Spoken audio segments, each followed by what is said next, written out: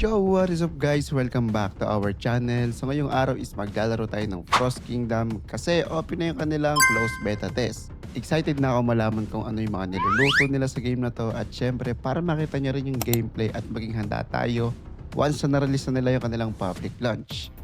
So huwag na natin patagalin to guys, no? Simulan na natin.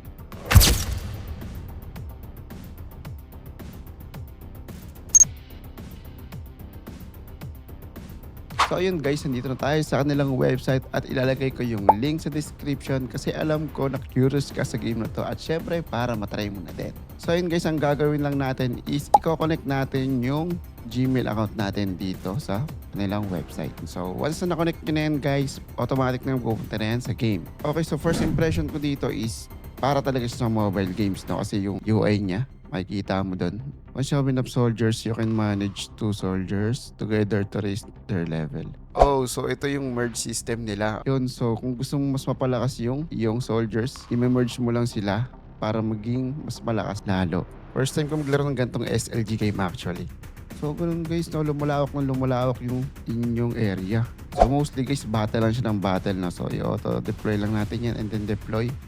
So ito para siyang boss, babattle sila. So 2 hits lang natin yan syempre. So close natin. Yun guys, no, lumawak na yung base natin. So malaking tulong din talaga itong tutorial para hindi tayo maligaw sa game. Yan, so nagbibuild na tayo ng ating base camp dito actually.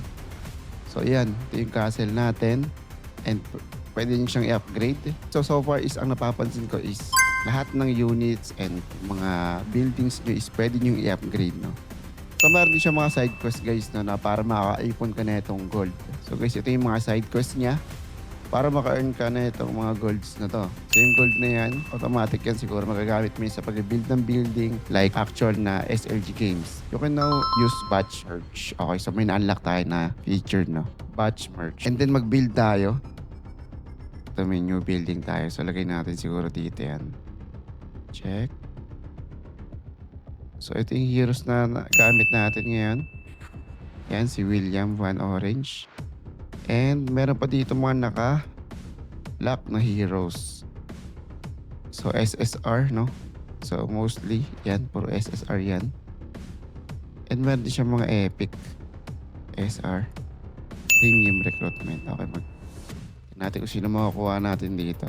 Okay, may nakuha tayo si Tomo Egozen. Ito ay isang archer. The dodge chance of ranger increases by 19% when Tomo Egozen leads rangers in fight. Okay guys, so nakakuha tayo ng isang SR hero dito. So pwede na rin kayo mag-top up dito guys. So, yan, nakalagay din dyan.